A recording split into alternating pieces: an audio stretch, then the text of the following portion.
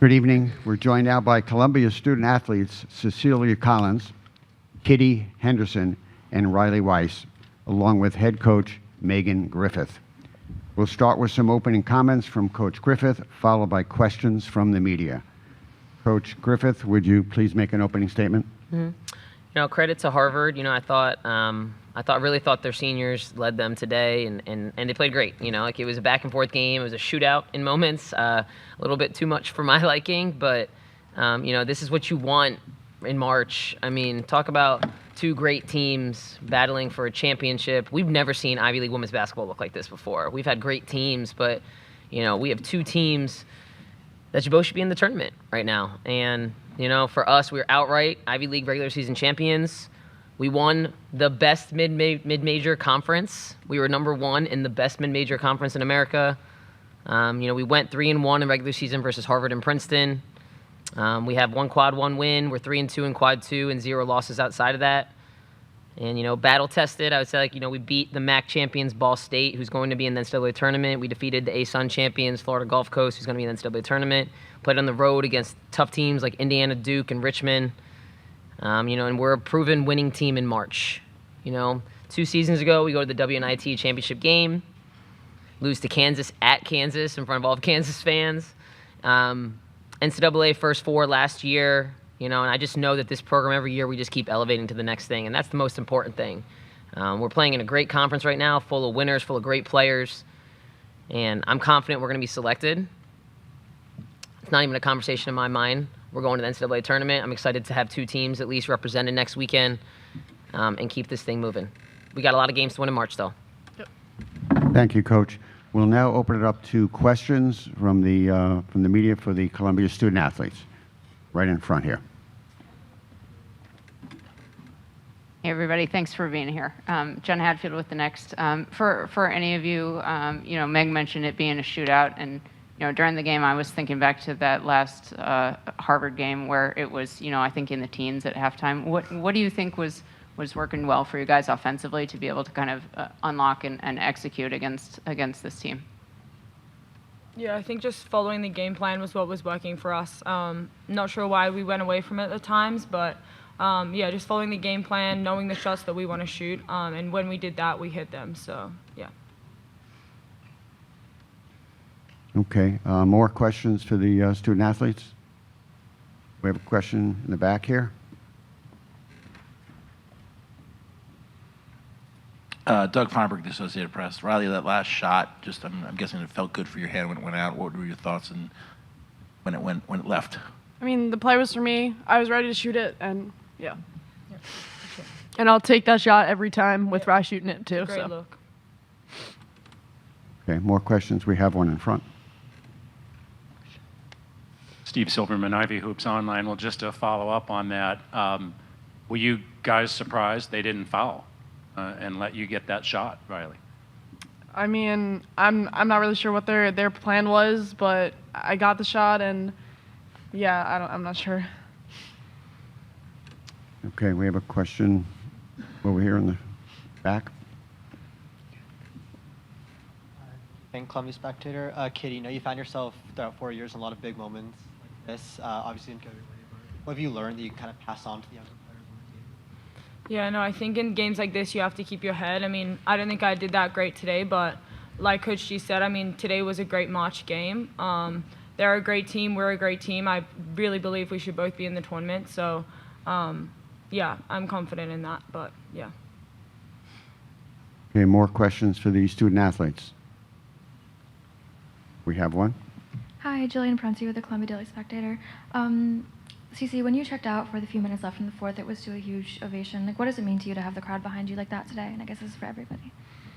Yeah, we're just super grateful for the community that they were able to, come support here at Brown.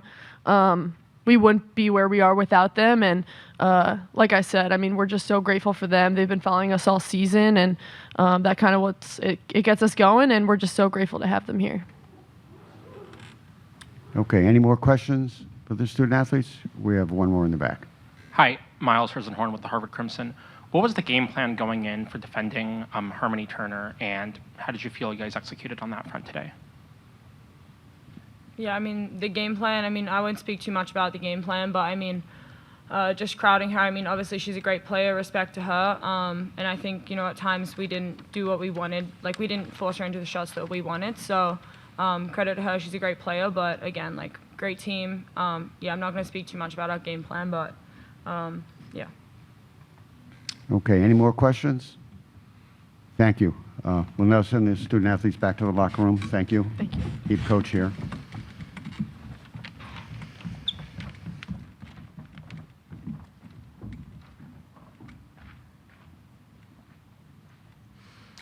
Okay, questions for Coach Griffith? Jen, in front. Hey, Meg, what'd you see from your perspective on that last shot from Riley? Did it look good from your angle? And what were you thinking as it was in the air? I mean, I think it's a great shot for a great shooter. That's trying to figure out how to be a star, and I am super proud of Riley. I thought she had a great response today.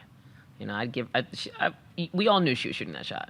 Who didn't, right? I mean, we all knew that here, and they knew it too. And she still got the shot off, and it was still a great look. And that's just a credit to the IQ of her and her teammates and Susie Rafferty to get her open. So yeah, I mean, to me, every time she shoots it, I think it's in. So that one wasn't any different.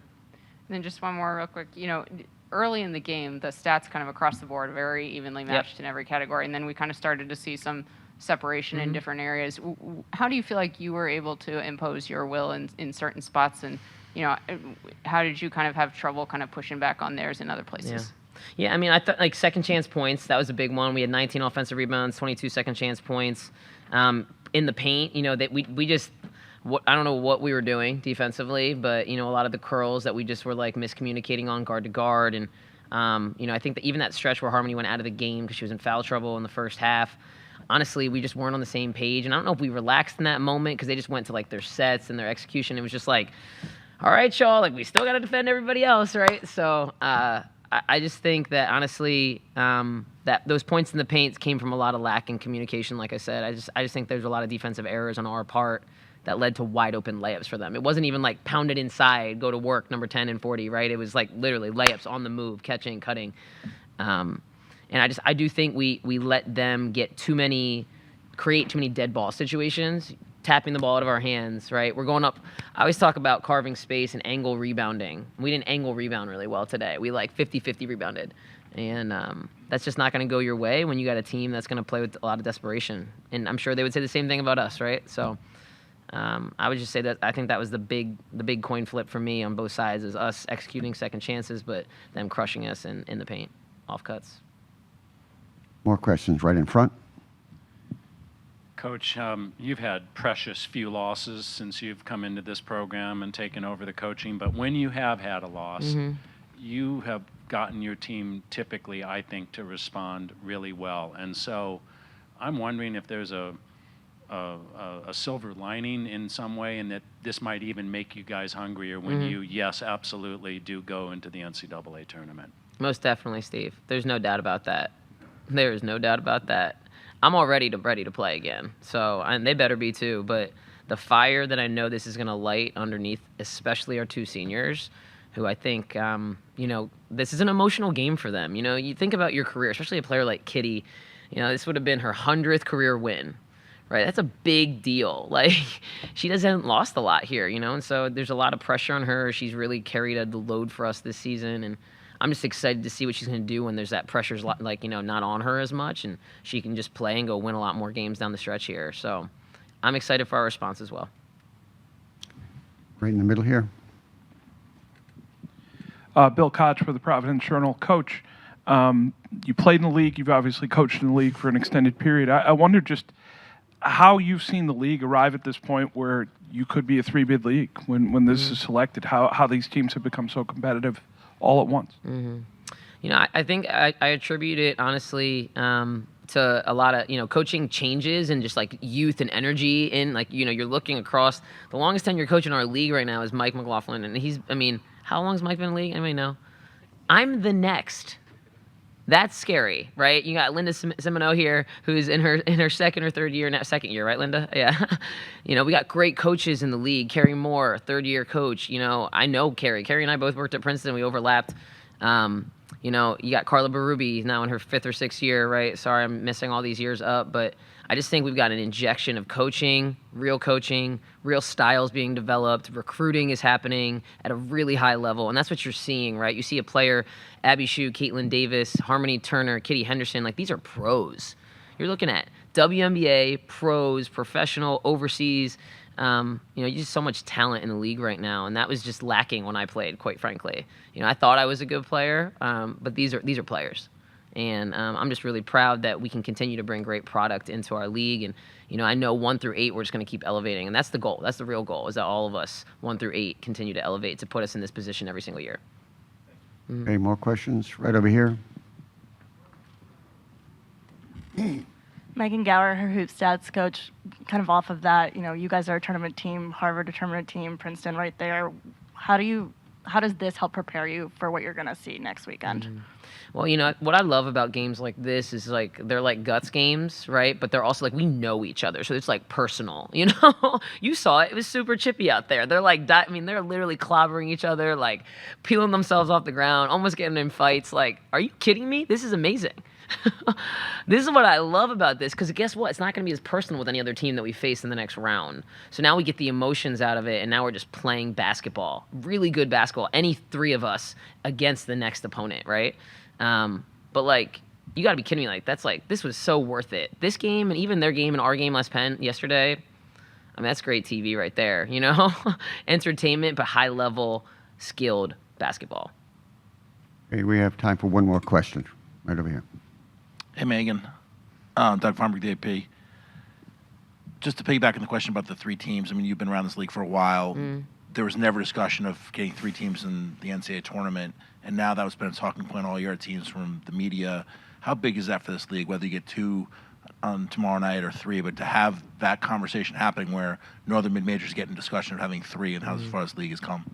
Yeah, I think, you know, for me, it's been like the consistency piece, like, of all year, right? This hasn't been like a new discussion, whereas like last year, it was kind of a newer discussion. The year before, it was definitely new. I remember in February, we were like, come on, y'all, like, let's go. We got this momentum.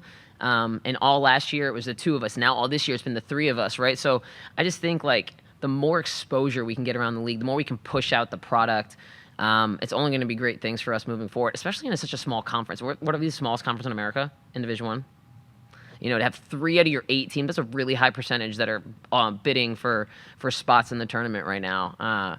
So, you know, again, I am really proud of where we've been able to come, but I don't think this is like where we end. You know, I think we just got to keep pushing, and I don't know what that means for us, but I don't see a reason why we can't consider ourselves a power conference.